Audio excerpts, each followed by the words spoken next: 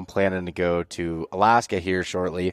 And it was like, I've set up a tent a million times. I've done these things, but I still get out my gear and go through it again before I go, and just like, okay, do I make sure do I have all my stakes? Do I have all this stuff? Get it? Because for me, the whole planning part is to make a better experience of these things that you want to do. You want, like Alaska, for me, going on a moose hunt, that's like a dream hunt for me, a bucket list thing. I want to have the best experience possible, and I know things are going to come up that are going to try to derail that. What can I do ahead of time to make sure that derailing is the least impactful on the whole trip? I'd be curious what you are doing to plan for this hunt, because here's what I do. Like, I've had an Alaska hunt in the past, or British Columbia. You're so excited for months leading up. Like, first it's like physical fitness. The better in shape you are, the quicker you can move, the less tired you're going to be at the end of the day. I mean, those are physical endeavors. And if you're just smoked, it's going to compromise your shot. It's going to compromise maybe your ability to close the distance when it really matters. So I get up in the mornings and I work out, and in the winter I'll run on a treadmill, and I will watch YouTube videos of whatever species I'm hunting in whatever environment I'm hunting in, because I want to know what the weather's like. I want to know what that grass looks like. I want to know how those animals are acting.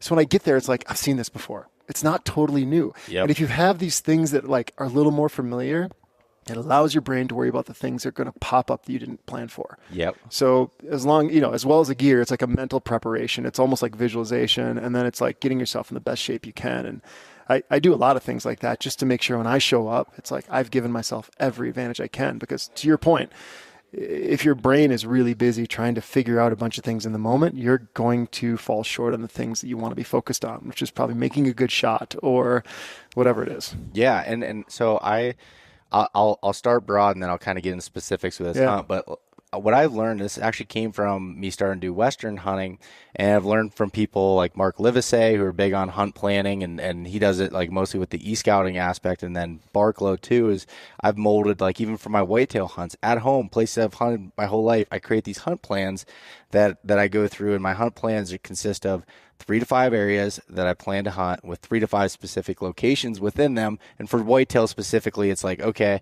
these specific locations, what wind directions do I need? What's my access look like? And I have all this stuff laid out. So then when I get into it, and all of a sudden there's all these people there, and the spot's blown out, or maybe it was a drought and the food's not there, whatever it might be, I can shift by looking at this and not getting stressed and be like, I don't know what to do. I don't know where to go, because I've done this out west. I went in and I couldn't find elk in a place I was supposed to, and I had to drive an hour and a half to go get cell service back in town, and I'm trying to re-download maps and find a new area to go to, and it was terrible. So I look at that, but the other portion of my hunt plan is I have like a full-on emergency list of like, where are the nearest gas stations, where's the nearest laundromats, where's the nearest food, where can I get ice at, where's the taxidermy, where's where can I, the butcher shops, hotels, I mean, everything. And I have addresses, phone numbers, all that stuff listed out and have it there.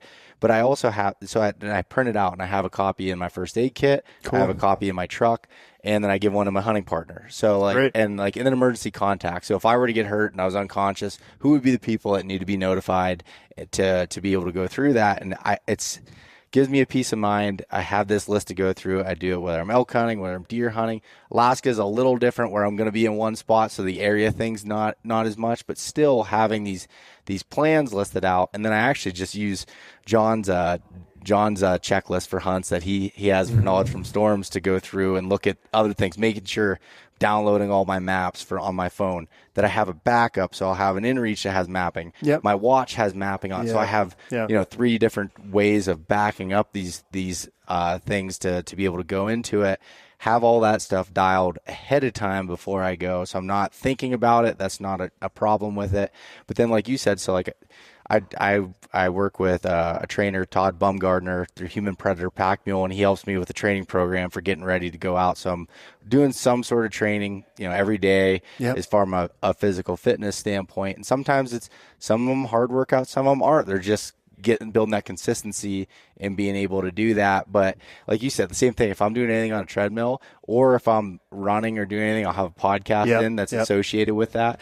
I've found it's a little bit more of a struggle with moose hunting, as it's not as much widespread information as deer or elk, because just not as many people do it essentially. Right. So luckily I have a buddy that I've had on the podcast before, Adam Grenda, who lives in Alaska, and I'm doing some consulting with him he does moose hunting a lot. And I'm like, I want to learn everything. So it's like, for me, it's like, all right, I'm paying all this money for this hunt.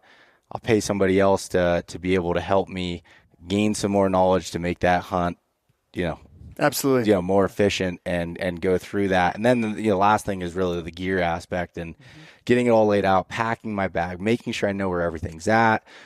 Is my first aid kit stocked? Did I use something before that I didn't have, and are things expired? And just kind of going through and even just brushing up on those skills, because when you don't use them, you forget them pretty easily. Oh, they're what's the word? Everybody else uses that word. Not diminishing. Perishable. They're perishable skills. If you don't stick with them and use them, it's like shooting your bow. If you set it down for a few months and pick it up, it's like, whoa, it feels weird. Yep. I mean, everybody knows that feeling. So, it's you're doing everything right, in my opinion. I think it's great to hear that. I wish more people had that mentality, because, and like I said earlier, I'm not a fear monger at all. I don't. You're not. I wouldn't call you a prepper, like from the way that it's.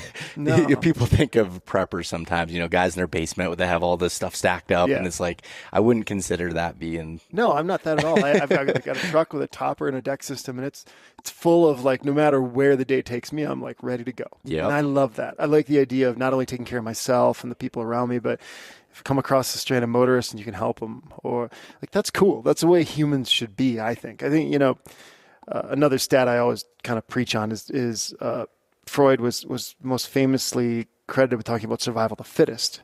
But what he spent most of his time on was the power of community, and how humans only got through anything working together, whether it was like bringing down a woolly mammoth or an invading army or anything like that. Mm-hmm. And now we have this society where, like, I think statistically it's like 80 or 90% of the people in the United States don't know their neighbors. And then you wonder why there's so much craziness going on, right? Like, we don't have community anymore. And I think a way to do that is to look out for each other and take care of each other. So if I can be of service to somebody, that's going to pay it forward in a lot of ways. And if we can do that at scale, I think it's really meaningful. So I just think it's a great way to live and a great way to be. And it doesn't mean you're fearful. It doesn't mean you're a prepper. It doesn't mean you're hoping for an earthquake. It's just like, I think you should live a big life, and you should go push yourself. You should do hard things. And sometimes you might break a leg. Yeah. And that's okay, but just be ready for it. Yeah. And you're spot on. And, like, I want to experience as many things that I possibly can, and trying to do all those things. And that's not, and I know when anybody listening be like, wow, you must have a lot of time on your hands to be able to go through that. And it's the reality of it is, no, I don't. But, like, you find time in these it's just little things all the time that add up. I'm not sitting there, going through all these things in one day or a week. And it's just like 5 minutes here, 15 minutes here, like while you're doing a workout, all this stuff. And, like, I'm always jotting down notes and stuff. And I have, like, whenever I have a trip, I have just a random, I call it, like, brain dump Google Docs of, like, this trip, and anything I randomly think about, I'll just throw a bullet point in there. And then I'll go through and, categorize it a little bit more later and get those thoughts. But I just try to dump everything I'm thinking about on paper or on your phone or whatever, to be able to think about that.